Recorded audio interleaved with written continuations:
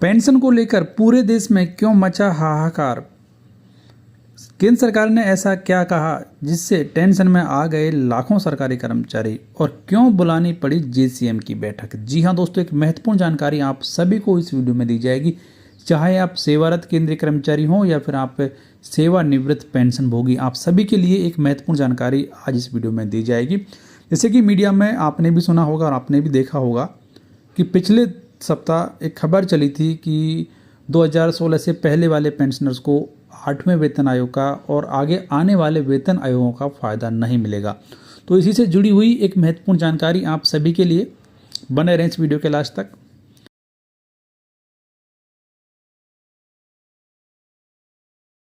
Sir, there is one particular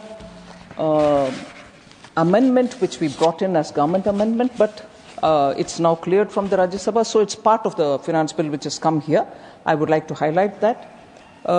For the first time, our government had implemented the full parity between the pensioners of pre- and post-7th Pay Commission, Central Pay Commission.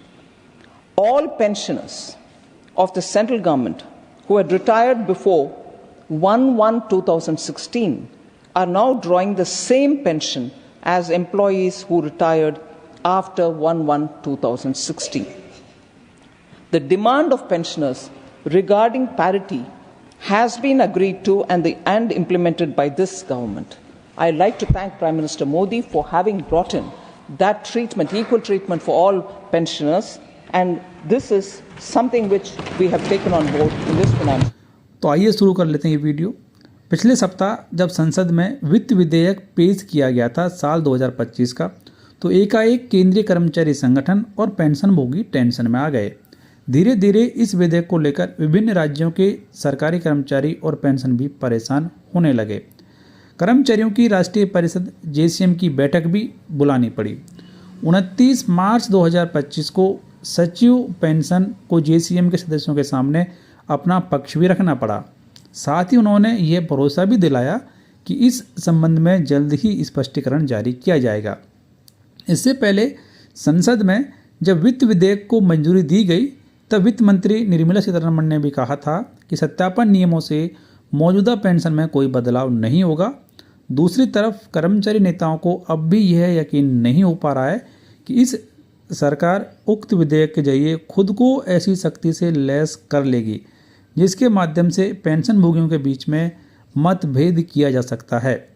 केंद्र सरकार ऐसा कोई भी कदम न उठाए, जिसके लिए JCM के सदस्यों ने सचिव पेंशन से आग्रह किया है कि इस मांग को 8वें वेतन आयोग की टर्म ऑफ रेफरेंस में शामिल किया जाए, क्योंकि 29 मार्च 2025 को जेसीएम और पेंशन सचिव के साथ में जो बैठक हुई उसको लेकर आदेश जारी किया गया स्टाफ साइड जेसीएम के द्वारा। उसमें यह साफ कहा है कि पेंशन भोगियों के बीच में किसी प्रकार का मतभेद पैदा करने वाला काम नहीं किया जाए।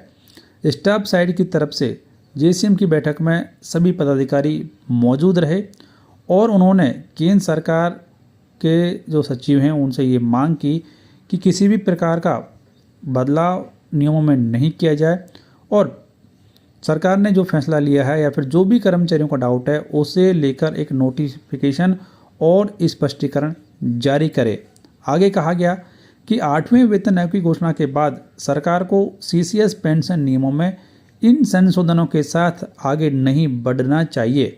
वजह सरकार को इनको लागू करने की तिथि के बाद भूतपूर्व और मौजूदा पेंशन भोगियों और भावी पेंशन भोगियों के बीच समानता या असमानता तय करने और भूतपूर्व और मौजूदा पेंशन भोगियों के लिए भावी वेतन आयोग की सिफारिशों के कार्यान्वयन की तिथि के बारे में भी निर्णय लेने का अधिकार मिल जाता है, और यह अधिकार नहीं होना चाहिए।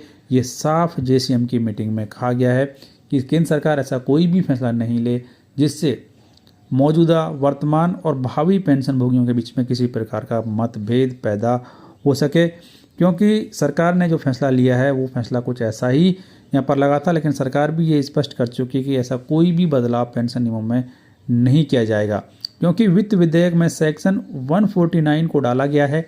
इसके जरिए पेंशन नियमों के उपबंधों पर प्रतिकूल प्रभाव डाले बिना केंद्र सरकार को सामान्य सिद्धांत के रूप में पेंशन भोगियों के बीच अंतर स्थापित करने का अधिकार मिल जाएगा। इसी को लेकर चिंता बनी हुई है।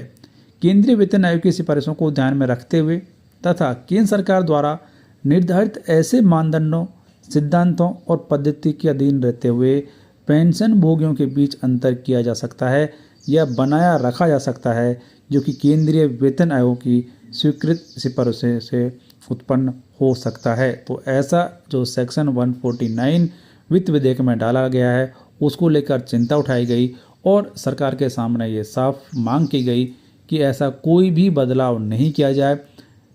यदि सरकार ऐसा करती है तो उसका खामियाजा भी भुगतना पड़ सकता है। तो ये एक बड़ा बदलाव और इसको लेकर ये एक लेटर भी जारी किया गया है स्टाफ साइड जेसीएम के द्वारा। तो अब देखना ये होगा कि केंद्र सरकार क्या इसके बारे में कोई नोटिफिकेशन इशू करती है। हालांकि सचिव पेंशन के द्वारा ये कहा गया कि ऐसा कोई भी बदलाव नहीं किया जाएगा, लेकिन कर्मचारियों की ये मांग है कि इसको लेकर नोटिफिकेशन और बाकायदा एक स्पष्टीकरण भी जारी किया जाए। तो इसी को लेकर सभी कर्मचारी और पेंशनर्स टेंशन में थे, लेकिन सरकार भी ये साफ कर चुकी है कि ऐसा कोई भी बदलाव पेंशन नियमों में फिलहाल नहीं किया जाएगा जिससे कर्मचारियों और पेंशन भोगियों को किसी प्रकार का नुकसान उठाना पड़े।